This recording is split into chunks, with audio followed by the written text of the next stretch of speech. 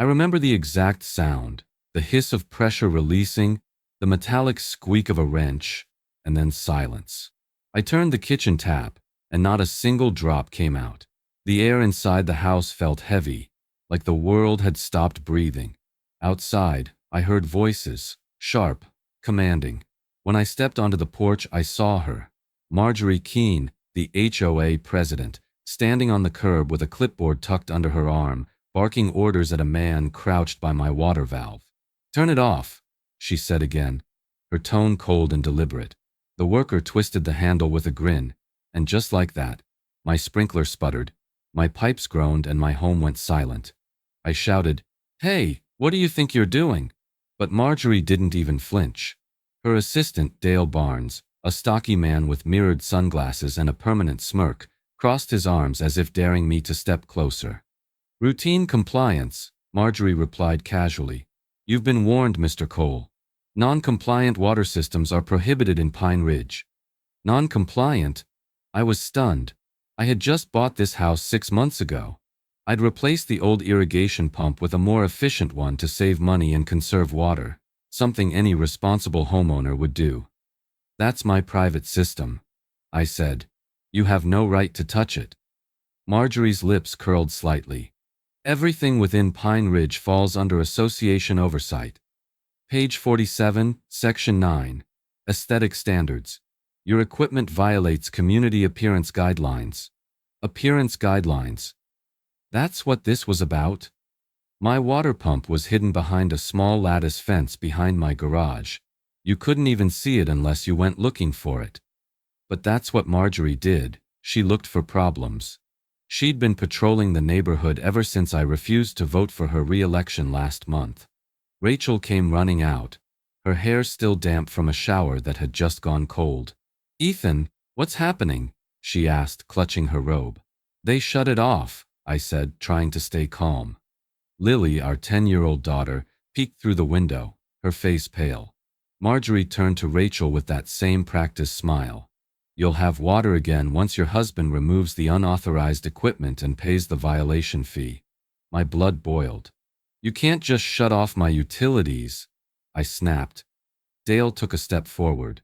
"Lower your voice, sir," he warned. "This is official HOA business." I stared at him, fists clenched, every muscle in my body tensed. They were trespassing, cutting off water I paid for, and acting like they owned the place. Marjorie scribbled something on her clipboard, her pen gliding slowly, deliberately, as if she enjoyed every second of my humiliation. "You're welcome to attend the next board meeting if you'd like to appeal," she said. "But until then, the system remains disconnected." When their truck rolled away, it left muddy tire marks across my driveway and a deep silence behind it. Rachel's eyes filled with tears as she turned the faucet in the kitchen again. Nothing. We spent the rest of the day in disbelief, running between faucets, hoses, and sinks, hoping for even a trickle. I tried calling the HOA office. Voicemail. Then I called the county water department. They told me the HOA had filed a temporary suspension notice in my name. I didn't even know that was possible. That night, we ate dinner off paper plates because washing dishes was impossible. Lily whispered, "Dad, are we in trouble?" And it hit me. This wasn't just about water. It was about control. I sat at the table, staring at the dark window, knowing that outside, Marjorie was probably congratulating herself for teaching me a lesson. The next morning, I walked outside and froze. Taped to my front gate was a large red sticker, bold black letters screaming across it. "Water access suspended indefinitely. HOA enforcement action." My pulse pounded in my ears as I tore it off, but deep down I knew this wasn't over. Not by a long shot. The sound came just before dawn. Sharp, metallic, unmistakable. It wasn't birds or the wind. It was the snap of my gate lock breaking. I jolted upright, heart pounding, and ran to the window. 2 men in reflective vests were prying open my side gate with a crowbar. I didn't even think. I grabbed a shirt, threw it on, and bolted outside barefoot, shouting, "Hey, what the hell do you think you're doing?" The men didn't answer. They pushed through the gate and made straight for the small shed by my garage. the one that housed my water pump. One of them yanked the door open while the other disconnected the hoses with quick, practiced movements. A third man backed up a white pickup truck, the HOA logo plastered on the door. That's when I saw her, Marjorie Keene, standing near the curb, coffee in hand, clipboard under her arm like she was supervising a construction crew. "Morning, Mr. Cole," she called out, her voice calm, patronizing. "Just enforcing compliance. Your unauthorized equipment needs to be removed." I could feel the gravel biting into my feet as I ran across the yard. "Unauthorized? That's my private property. You can't just take it," I yelled. She didn't flinch. "You were notified," she said coolly, nodding to Dale Barnes, who stood beside her with that same smug smirk. "Proceed," she ordered. One of the workers hoisted my pump onto the tailgate. I pulled my phone from my pocket and hit record. "This is theft," I shouted, the camera shaking in my hand. "You're trespassing on private property." Dale turned toward me slowly, his mirrored sunglasses catching the morning sun. "Sir, step back. This is official HOA enforcement action. You're obstructing." Rachel burst out the front door, panic in her voice. "What's happening? Why are they taking it?" She rushed forward, and Dale immediately moved to block her path, his arm brushing her shoulder as he said, "Ma'am, please return to your home." That's when I lost it. "Don't touch her," I roared, stepping between them. The two workers froze for a moment, tension crackling in the air like static. Marjorie sighed loudly, like she was bored with the whole thing. "Mr. Cole, aggression won't help you. You've been fined for non-compliance already. You can file an appeal in writing." Her tone was smooth, bureaucratic, the voice of someone who'd done this before and never been challenged. "Appeal? You broke into my property," I said. I turned to the workers again. "You know this is illegal, right? You don't have a court order." One of them hesitated, glancing nervously at Marjorie, but she waved him on. "Load it up," she said, her voice sharp. They lifted the pump into the truck bed and secured it with straps. Rachel grabbed my arm. "Ethan, call the police." I already had my phone out, and within seconds, a dispatcher answered. When the cruiser finally rolled up, relief washed over me. For about 5 seconds. The deputy stepped out, glanced at Marjorie, then back at me. "Sir, I'm told this is an HOA matter. I can't interfere in a civil dispute." I stared at him, stunned. "A civil dispute? They just stole my property." He shrugged, hands resting on his belt. "If they damaged anything, you can file a report later. But right now, I can't stop them." Marjorie smiled, that same hollow smile that made my stomach turn. "Thank you, officer," she said sweetly. The deputy nodded, climbed back into his cruiser, and drove away. By the time they finished, the truck was packed, the lock on my gate hung twisted and useless, and my property felt like a crime scene. Marjorie took one last look at me and said, "We warned you, Mr. Cole. Actions have consequences." Then she turned and walked off like she owned the ground she stepped on. When the noise faded, Rachel and I stood there in silence, the early sun stretching across the yard. My pulse still thudded in my ears as I bent down to pick up a folded paper taped to the gate. In bold black letters it read, "Notice of violation. $500 daily fine for tampering with common utilities." I looked up at the empty space where my pump had been, my hands trembling with rage. This wasn't just punishment anymore. This was war. By the third day, the air inside our home felt like it had turned to dust. Every surface seemed coated in a thin film of frustration. Plates stacked high in the sink, towels stiff from wiping down sweat, the smell of stale air hanging heavy. I stood over the toilet with a small cup, hesitating before dipping it into the tank to scoop out enough water to rinse a few dishes. It wasn't pride anymore, it was survival. Rachel sat by the kitchen table, her hair clinging to her face. "Ethan, this isn't sustainable," she whispered. I could hear Lily coughing softly from the living room. She'd gotten dizzy that morning. The heat was getting to her. The thermometer outside read 98 degrees, and without running water, even keeping cool was a battle. Outside, sprinklers hissed on across the street, spraying emerald lawns that glistened under the sun. Our yard, in contrast, was dry and brown, a mark of rebellion. The neighbors walked by and avoided eye contact. One woman I'd chatted with before all this, Mrs. Hillman, hurried her dog along when she saw me on the porch. Rumor spreads fast in a place like Pine Ridge. By noon, I started hearing fragments of gossip when I went outside. "He tampered with the system," someone said. "They had to shut him off," another added. The HOA's whisper campaign was working. Marjorie had poisoned the well. Not just literally, but socially. I had become the problem homeowner, the one people crossed the street to avoid. That night, Rachel broke down. "We can't live like this," she said, tears glistening in the half-dark. "I don't even know if Lily's okay. She's pale, Ethan. She needs proper water." Her words cut deep. She wasn't angry, she was scared. Scared of what would happen if I pushed this fight any further. I sat at the table long after they went to bed, my laptop open, the HOA bylaws on the screen. I had skimmed through them before when we first moved in. Harmless community rules about fence heights, mailbox colors, and landscaping standards. But now, I read every line like my life depended on it. Buried in the middle of the document, I found the section Marjorie had thrown in my face the day they shut off the water. Section 9B, Aesthetic Standards. It mentioned equipment visible from public view, but nothing about controlling or disconnecting private utilities. No mention of water pumps. No authority to interfere with homeowner systems at all. The more I read, the angrier I became.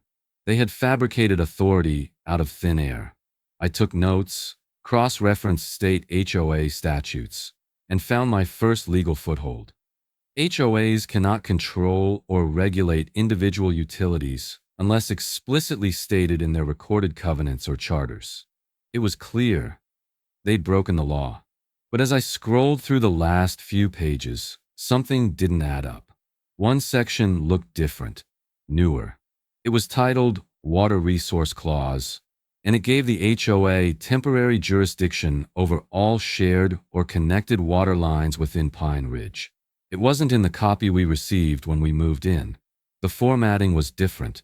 The header bolded in a newer font. I leaned closer to the screen, pulse quickening. The clause authorized the HOA to suspend service for non-compliance. Exactly what they had done to me. But the date listed at the bottom stopped me cold. Just 4 months ago. And next to the signatures, only 2 names, Marjorie Keene and Dale Barnes. I scrolled further, expecting to see voting records or meeting minutes approving the amendment, but there were none. No homeowner signatures, no board member majority, nothing. This wasn't an amendment. It was a forgery. I sat back in my chair, the glow of the screen reflecting off the dark kitchen window. Outside, sprinklers hissed across other lawns, mocking me with every rhythmic pulse. I looked toward the broken gate where my pump used to be and whispered to myself, if they forged this, I can prove it. That was the first night I realized I wasn't just fighting for water anymore. I was fighting for truth. "You forged this!" I shouted across the HOA meeting table, slamming a stack of papers so hard the coffee cups rattled. The room went dead silent. 12 people stared at me, their polite suburban smiles frozen in place. At the head of the table, Marjorie Keene blinked once, then leaned back in her chair, arms crossed. "Mr. Cole," she said coolly, "I'll remind you to maintain decorum. You are a guest in this meeting." "Decorum," I said, leaning forward. "You filed a bylaw that never went to vote. It's illegal. You signed it yourself and had Dale co-sign." I pointed toward Dale Barnes, sitting to her right, like a guard dog. He avoided eye contact, flipping through a folder as if searching for invisible paperwork. Marjorie smiled, that politician's smile I'd come to hate. "Everything the board does is for the benefit of the community. The water clause was an emergency measure to ensure fair distribution." "Fair distribution?" I snapped. "You shut off my water. You destroyed my property. And you forged this document to justify it." A few board members exchanged nervous glances. One woman whispered something to the man beside her. The tension was thick enough to choke on. Marjorie stood up, adjusting her blazer. "I'll not entertain accusations without evidence." I held up the papers. A printed copy of the county record I'd pulled the night before. "This is the evidence," I said. "Filed April 3rd, 4 months ago. Only 2 signatures. No public vote. No homeowner approval. You don't have legal standing to control anyone's utilities." For a moment, the room was quiet except for the faint hum of the fluorescent lights. Then, from the back, a frail voice spoke. "He's right." Everyone turned. It was Janet Myers, the elderly widow from 2 houses down. She walked slowly with a cane, her voice trembling but steady. "I was on the committee that reviewed amendments before Marjorie took over.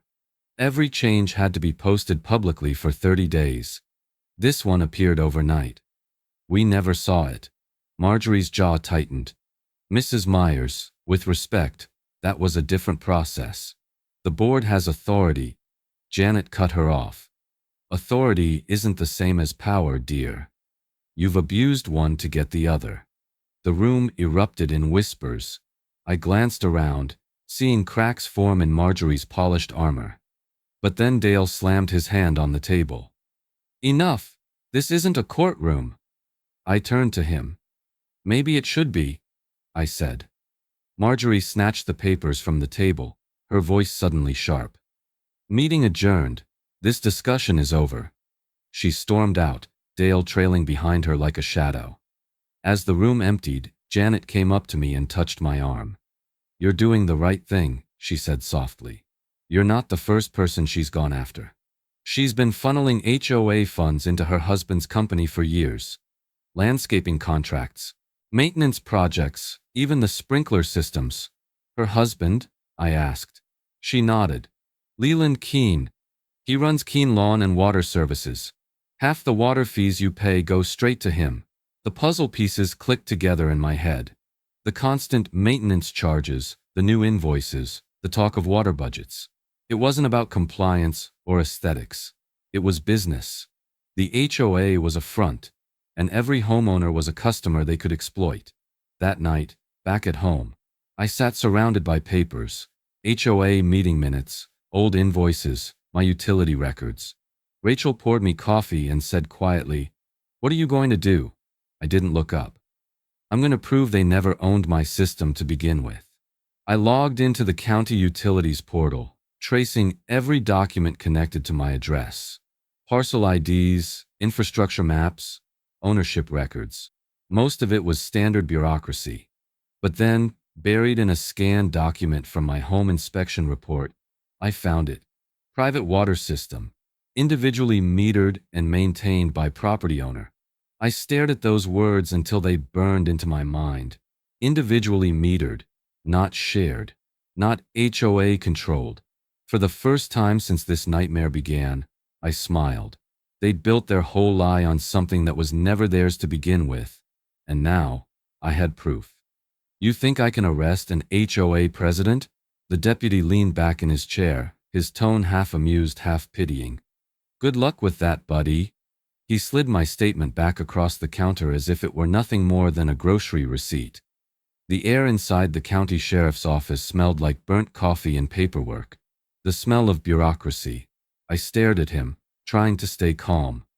"They broke my gate. They stole my property. You saw the video. That's not a civil dispute. That's theft." He sighed and rubbed the back of his neck. "Look, I'm not saying it's right. But HOAs are tricky. They've got legal agreements you signed when you bought the property. Technically, it's their jurisdiction." "My pump isn't their jurisdiction," I snapped. "It's not shared property. It's mine. They trespassed." He gave me that same tired look I'd seen too many times already.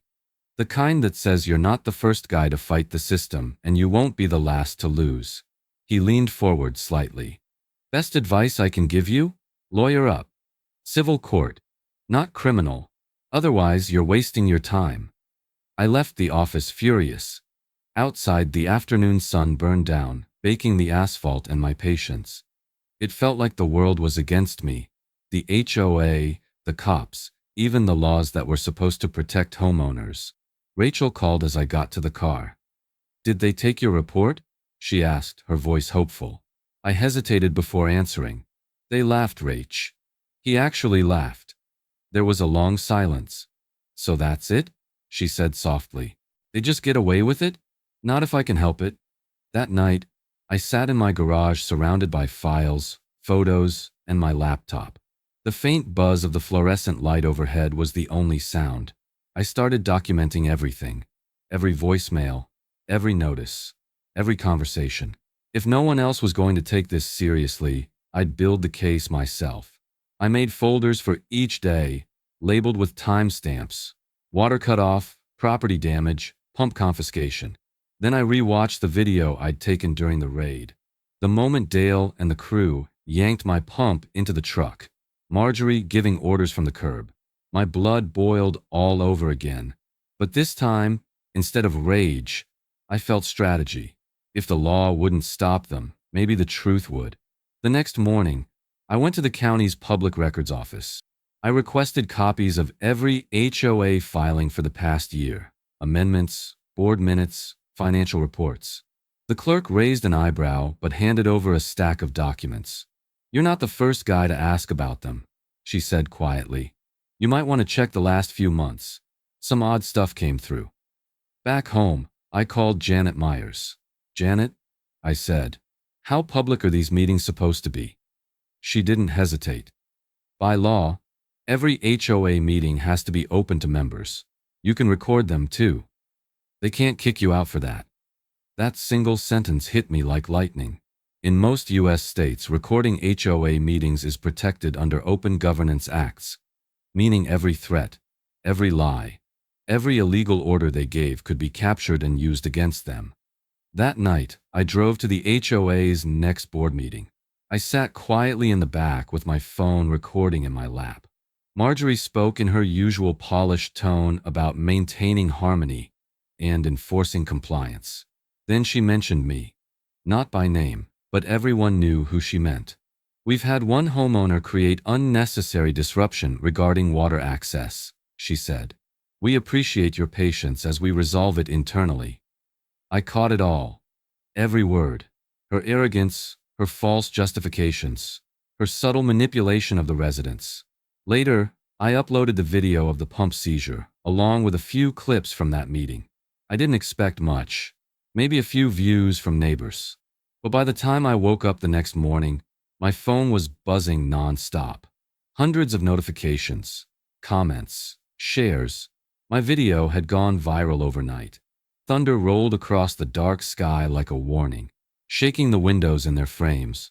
I stood at the back door, watching the rain clouds gather, and whispered to myself, fine, I'll take water from the sky. It sounded crazy even as I said it, but desperation does something to a man. When you've been stripped of the basics, dignity, control, water, you start thinking in ways you never imagined.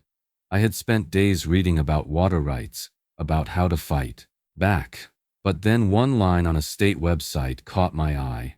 Rainwater harvesting is permitted for personal use unless restricted by local ordinance.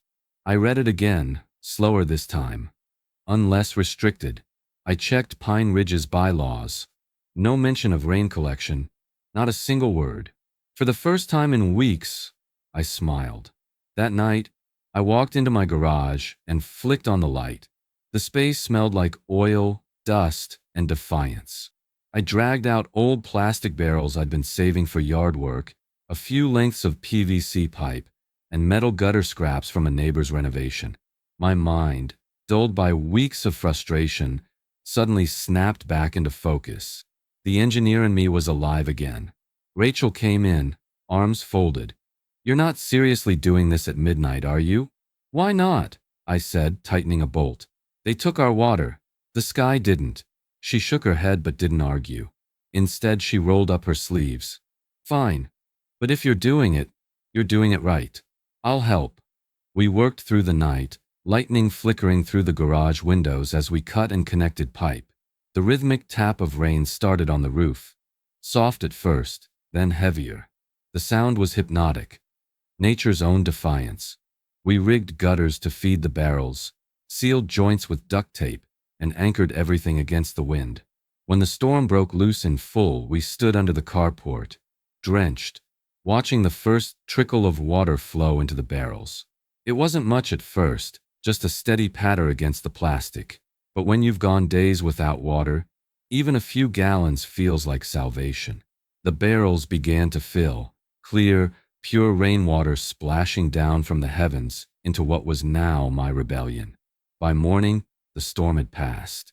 The sun peeked out through clouds, glinting off the barrels like trophies. Rachel handed me a glass. "Filtered?" she asked. I nodded, having just run the first batch through a small charcoal filter I built years ago for camping trips. I took a long sip, cold, clean, better than anything I'd ever tasted. Then I passed it to her. Lily joined us on the porch, her eyes wide with excitement. "Is it safe?" she asked. "Safer than what they've been giving us," I said, smiling.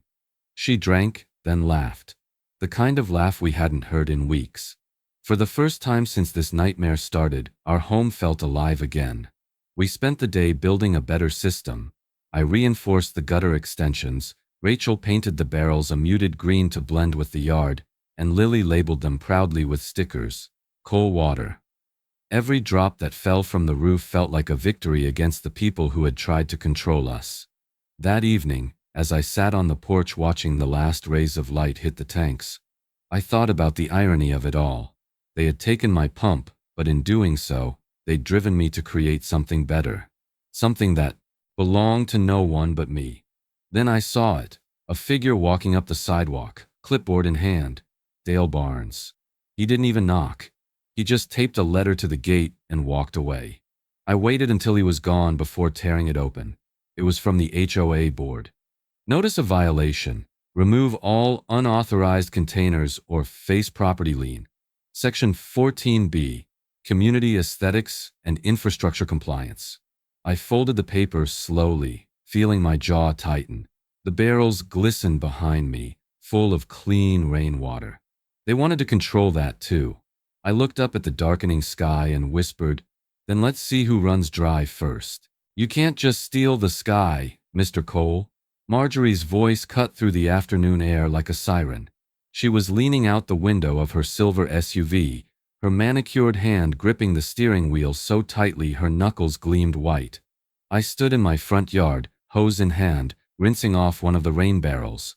Behind her, the HOA's private patrol car idled at the curb, its orange beacon flashing slowly, their version of intimidation.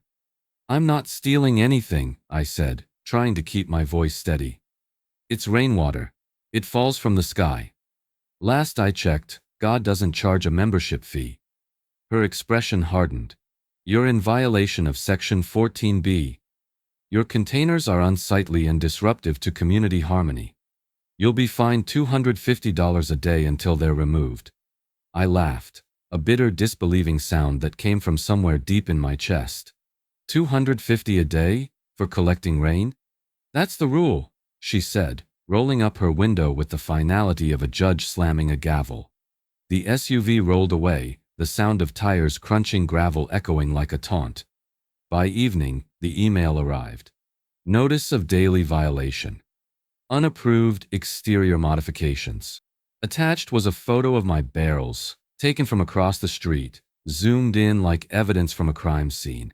It even had the timestamp. The next few days felt like living under surveillance. Every time I stepped outside, I saw curtains shift in nearby windows. The neighbors who used to wave at me now avoided eye contact. Mrs. Hillman, who once brought Lily cookies, crossed the street whenever she walked her dog. Fear was contagious here, and the HOA was spreading it like a disease. Rachel tried to stay calm, but I could see the exhaustion in her eyes. "Maybe just paint them," she suggested one night. "If they blend in, maybe they'll back off." It wasn't a bad idea. The next morning, I bought several gallons of camouflage green paint. Lily helped me roll it onto the barrels, streaking her arms in the process. "They'll never see these," she giggled. I smiled, but deep down I knew it wasn't just about visibility. It was about control. No matter what I did, they'd find a way to twist it. Later that week, a soft knock came at the door. When I opened it, there stood Janet Myers, her cane tucked under her arm, a knowing look on her face. "You didn't get these from me," she said, motioning toward a small wagon she'd pulled behind her.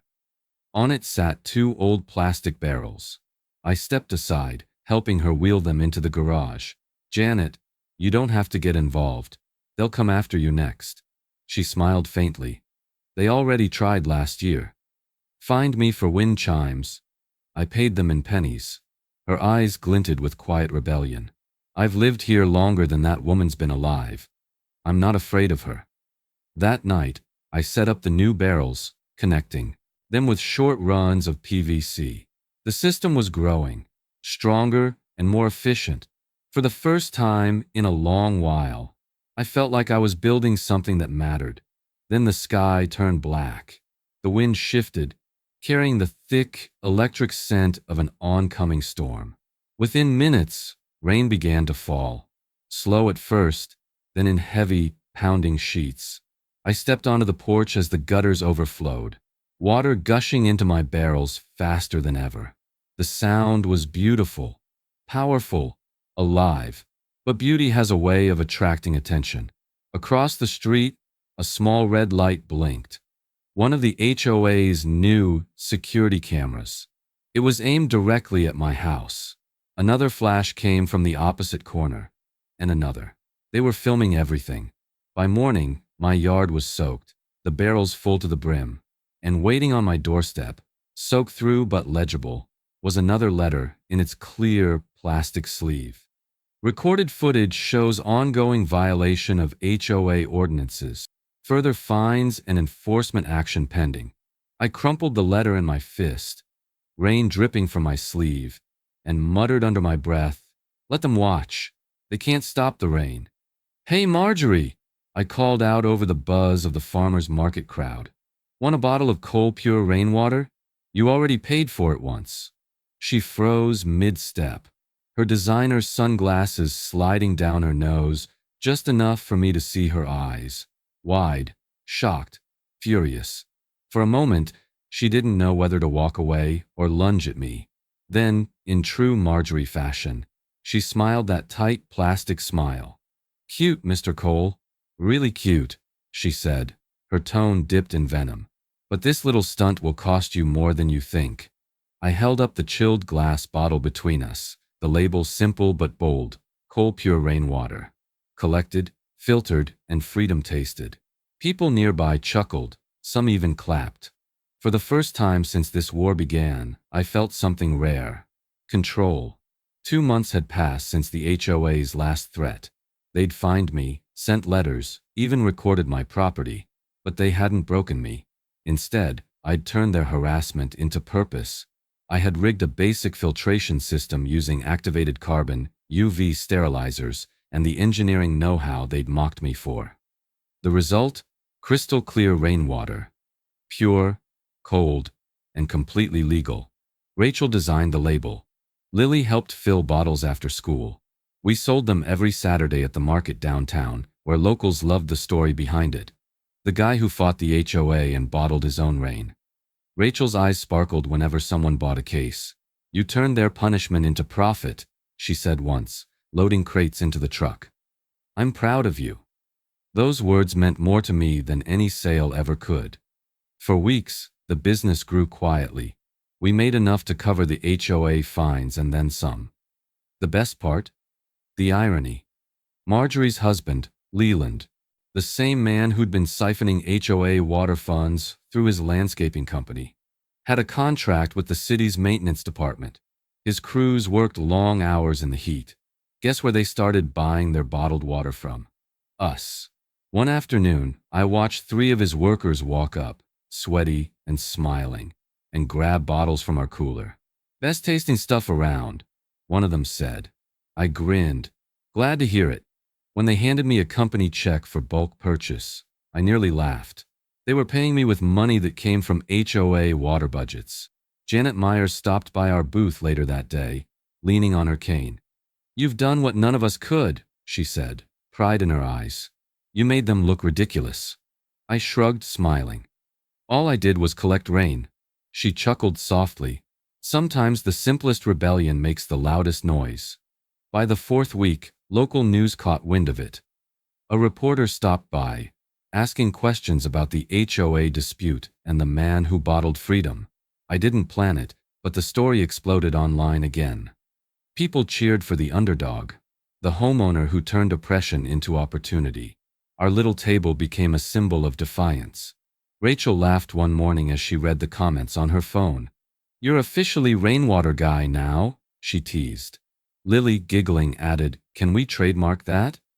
For the first time in months, our home was filled with laughter instead of tension.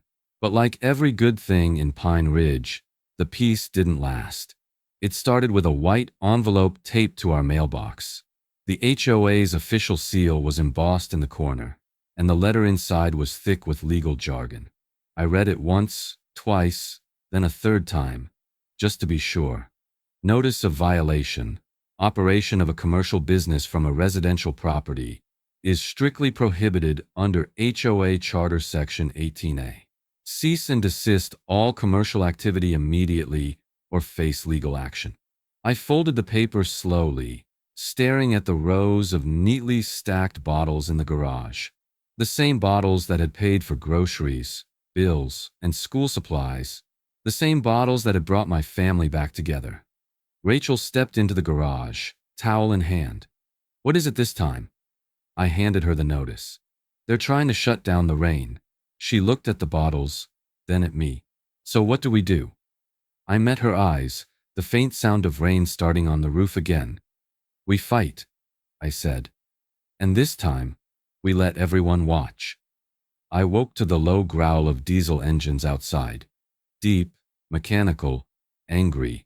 Through the blinds, flashing amber lights swept across the walls. For a split second, I thought it was a dream. Then I heard the metallic thud of truck doors slamming and boots crunching gravel. My heart dropped. I yanked the curtain aside and froze. A demolition crew. 2 flatbeds, 1 backhoe, and 6 men in hard hats were lined up in front of my house. They weren't there to fix anything. They were there to take everything. I grabbed my phone and bolted outside barefoot, shouting, "Hey, what are you doing?" But they didn't even look at me. One man was already positioning the backhoe's arm toward the rain tanks. Another held a clipboard, the universal symbol of authority, even when none existed. Standing at the curb, giving orders like a battlefield general, was Marjorie Keene. She wore her usual polished blazer, hair perfect, eyes cold. "Remove them all," she barked. "He's been given notice." "Notice?" I shouted. "You think a letter gives you the right to destroy my property?" Dale Barnes was beside her, arms crossed, smirking like this was entertainment. "Mr. Cole," he said, "you've had every chance to comply. The board authorized removal." "The board doesn't outrank the law," I yelled back. "You don't have a court order." One of the contractors hesitated, looking from me to Marjorie. "Ma'am," he said quietly, "is this legal?" Marjorie glared at him. "You're hired to do a job. Do it." The backhoe roared to life. The sound was deafening. The machine lurched forward, its arm rising like an executioner's axe. I sprinted toward the tanks, holding my phone high. "You're on camera," I shouted over the engine noise. "Every second of this is being recorded." The operator hesitated mid-motion. "I don't want to get sued," he muttered. Marjorie spun toward me, her voice cracking like a whip. "You can record all you want, Mr. Cole, but this is association property maintenance. Your tanks are in violation." "They're on my land," I snapped. "Check the parcel lines. Check the registry." Rachel came running out the front door, her hair still wet from the shower, clutching her phone. "I'm calling the news," she screamed. "You're trespassing." Dale stepped forward, his tone low but sharp. "You're escalating this, ma'am. Let us finish, and this will all go away quietly." Rachel glared at him. "Not a chance." Within minutes, our yard became chaos. The hum of machines, the shouts of neighbors, the faint click of cameras. Janet Myers hobbled across the street, waving her cane. "Stop this madness," she yelled. "They don't have a warrant." The foreman of the crew walked over to me, uneasy. "Sir, we were told this was HOA property," he said. It's not, I said, thrusting my phone in his face. Look, the deed, the map. This is private land. He hesitated, stepping back. Behind him, Marjorie's voice rose again. If you don't act, you'll lose your contract. That's when I realized she'd hired them personally, not through the county, not through any public office. She was using HOA funds to pay a demolition crew for her vendetta. I turned back to the camera. Listen to me, I said into the phone. This is what HOA corruption looks like. No warrant, no authority, just greed and intimidation. By then, half the street had gathered. Phones were out, recording from every angle. The sound of engines idled uneasily. The backhoe's arm froze in midair. Even the workers could sense something was off. And then, like a scene from a movie, a white county vehicle pulled up. The door slammed, and a man in a reflective vest stepped out, flashing a badge. County Infrastructure Inspector, he shouted over the noise. Who's in charge here? Marjorie straightened her jacket. I am, she said confidently. The inspector lifted the badge higher, his voice sharp. Not anymore. He turned to the foreman. Shut this down right now. The backhoe's engine died instantly. The silence that followed was louder than the noise before it. Marjorie's face went pale. For the first time, she looked uncertain. I lowered my phone slowly, the recording still rolling. This wasn't just evidence anymore, it was justice in motion. You're under review for financial misconduct, the county inspector barked, his voice echoing down the street as cameras rolled. Marjorie's jaw tightened, but she didn't say a word. The news crews had arrived within an hour of the raid being stopped.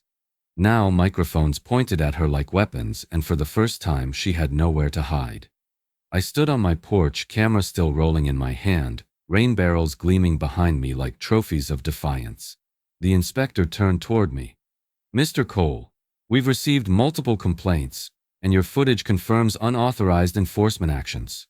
We'll be launching a full audit of Pine Ridge HOA operations. Marjorie stepped forward, trying to regain control. This is an internal association matter. The county has no... He cut her off sharply. Ma'am, your HOA operates under state-chartered regulations. You used association funds for private contracting without approval. That's not internal. That's criminal. She froze, her confident posture faltering. Dale looked ready to melt into the pavement. Cameras from the local news station captured every second. A reporter leaned in, asking, Ms. Keene, is it true your husband's company received over $50,000 from HOA funds in the past 6 months? Marjorie blinked, her lips parting, but no words coming out. The inspector turned to me again. Mr. Cole, we'll need your recordings and any notices they've issued to you. You can have everything, I said. Every email, every letter, every threat. For the first time in weeks, I felt like the ground had shifted back in my favor.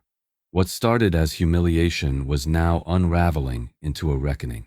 Over the next few days, investigators swarmed Pine Ridge.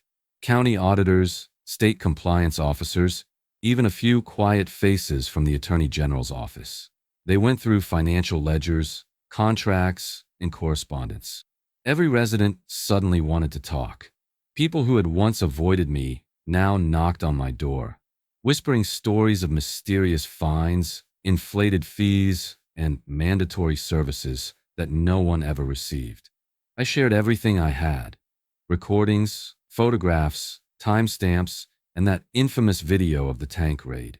It became the centerpiece of the investigation.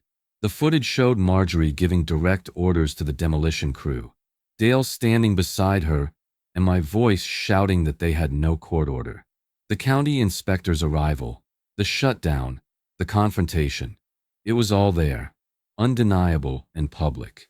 One afternoon, Janet stopped by with tears in her eyes. They're finally doing it, Ethan, she said. They're digging into the books.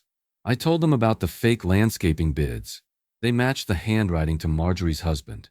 Within a week, the first headlines hit the local paper.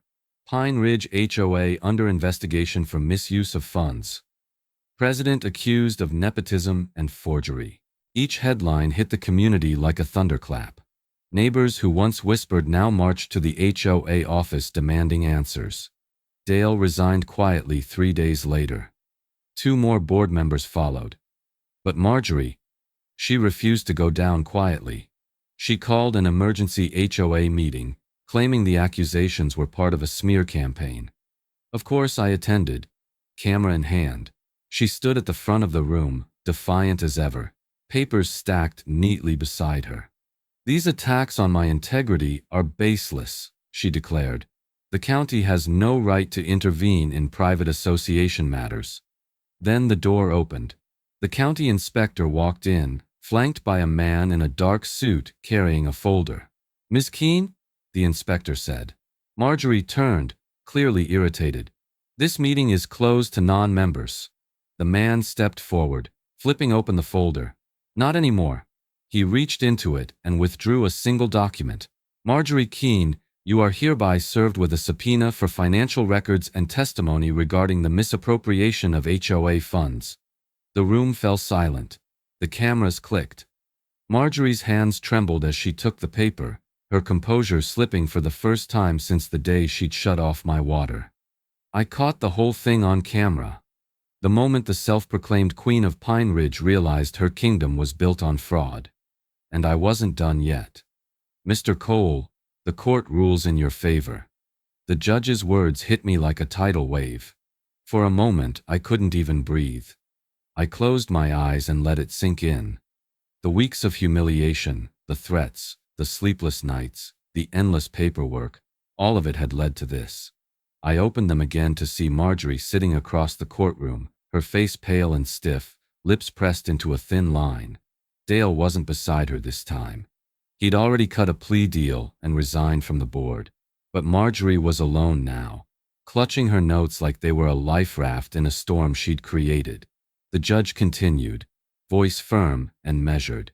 "The court finds that the Pine Ridge Homeowners Association, under the direction of President Marjorie Keene, unlawfully interfered with the private utilities of Mr. Ethan Cole and engaged in financial misconduct. The HOA will pay full restitution for damages, property replacement, and emotional distress." I caught Rachel's hand beside me and felt her squeeze. Tears filled her eyes, but she smiled. A quiet, tired smile that said everything words couldn't. The judge wasn't finished. "Furthermore, Mrs. Keene and her spouse, Mr. Leland Keene, are found guilty of fraud and misuse of association funds. The company known as Keene Lawn and Water Services is hereby ordered dissolved and placed under state receivership." Marjorie didn't look up. She just stared at the table, the image of a ruler dethroned. When the gavel finally came down, the sound echoed through the courtroom like thunder. It wasn't just justice, it was release. As we stepped into the hallway, reporters swarmed us. Cameras flashed, microphones thrust toward my face. "Mr. Cole, how does it feel to win against your HOA?" one asked. I took a deep breath. "It's not about winning," I said. "It's about proving they never had the right to take what was mine, or anyone's. No homeowner should live in fear of the people they pay to protect their neighborhood." That quote made the headlines the next morning. Later, while signing documents with my attorney, I learned something every homeowner should know. By law, every member of an HOA has the right to inspect financial records and meeting minutes. If I'd done that earlier, I might have uncovered their corruption before they ever touched my water pump. It was a hard lesson, but one that others would now benefit from. The county's final audit report came out a week later. It confirmed everything we'd suspected. Falsified invoices, double billing, forged signatures, personal expenses disguised as maintenance fees. It wasn't just negligence, it was theft. Marjorie's reign over Pine Ridge was officially over. Neighbors began stopping me in the street again, not with avoidance or fear, but with gratitude. "You did what we couldn't," one man said. "You stood up to her." Another offered to help fix my broken gate, the same one the HOA had busted open months earlier. It was like the neighborhood had woken up from a long, collective nightmare. Rachel and I spent the weekend cleaning up the yard. The old rain tanks, still standing proud despite all they'd endured, caught the morning light like medals of victory. Lily helped scrub them down, her laughter filling the air. "Can we build more, Dad?" she asked. "For everyone." I looked at her, then at the line of neighbors gathering by the fence, some holding tools, others just watching with hopeful eyes. It started small, a few conversations, a few nods, but by the afternoon, people were hauling over spare materials, paint and piping. Janet Myers arrived last, carrying a thermos of lemonade. "Looks like you've started a movement," she said with a wink. I smiled, wiping the sweat from my brow. Maybe it's time Pine Ridge learned what community really means. As the sun dipped low, glinting off the fresh paint and steel, I realized this fight had never just been about water. It was about ownership, not of land, but of dignity. And as the first drops of rain began to fall again, I knew we'd never let anyone take that from us again. A year later, I turned the faucet, and for the first time in my life, the sound of rushing water didn't remind me of control or conflict. It was freedom, clean, steady, unbilled, and powered entirely by rain. The pipes hummed softly, the taste of victory flowing through them as clear as the water itself. The war with the HOA was long over. The courtroom battles, the threats, the fines, all of it had faded into something distant, almost unbelievable. Pine Ridge was no longer the place ruled by fear and fake authority. It had become something else, a community reborn. The HOA still technically existed, but it wasn't the monster it once was. Under new leadership, with real transparency, it had transformed into something closer to what it was supposed to be. Neighbors helping neighbors. The bylaws had been rewritten, the finances opened for all to see, and the people who once hid behind rules now stood for fairness. And at the heart of it all was the Pine Ridge Rain Co-op, a neighborhood project that started in my backyard. We built it together, one tank at a time. Every house now had its own small collection system, feeding into shared filtration units installed throughout the community. What began as my rebellion had become our revolution. Kids helped paint barrels, retirees volunteered to maintain pumps, and families who once whispered behind closed doors now gathered for monthly water days, where we cleaned filters and shared stories. Even the county recognized what we'd done. Officials visited, took photos, and wrote about it as a model for sustainable living. One local paper called it the Rain Rebellion of Pine Ridge. I liked that. It sounded dramatic, but then again, it had been. I walked through the neighborhood that morning, coffee in hand, nodding to familiar faces. Janet Myers was tending to her garden, her flowers brighter than ever. "Morning, Ethan," she called, smiling. "Heard we're expanding the co-op next month." "Yeah," I said, grinning. "We've got the grant approved. Solar pumps, bigger storage, full purification." She chuckled. "You know, a year ago, this place was divided. Now look at us. You did that." I shook my head. "We did that. I just got tired of being thirsty." Rachel and Lily joined me at the end of the street, walking hand in hand. Lily pointed to one of the new tanks painted with bright murals. Waves, clouds, and bluebirds. "That one's my favorite," she said proudly. "We made it look like the sky." Rachel smiled. "Fitting, isn't it? You fought them over the sky, and now the sky belongs to everyone." I looked around at the rows of tanks glistening in the sunlight, each one a quiet monument to defiance and community. It wasn't about winning anymore. It was about building something that could never be taken again. Independence. Later that evening, I sat on the porch as the rain began to fall, soft and steady. Each drop hitting the roof was a reminder of the struggle, the loss, the nights spent staring at empty faucets and red violation notices, but also of the victory. Not just mine, but everyone's. Because water isn't just water. It's control, it's survival, it's dignity. And once you reclaim those things, no one can ever own you again. I leaned back, listening to the soft rhythm of the rain filling the tanks once more, and spoke directly to the camera in front of me, the same way I had at the very beginning of this journey. "What would you do if your HOA tried to own your water?" I asked quietly. Tell your story. Maybe I'll tell it next. The storm intensified, the sound rising like applause from the sky itself. I let it play out for a moment, then smiled at the lens. Next, I said, voice steady, we uncover the HOA that tried to evict a veteran over a flagpole. The screen would fade to black after that, but the message would stay. The rain always returns, and now it's ours.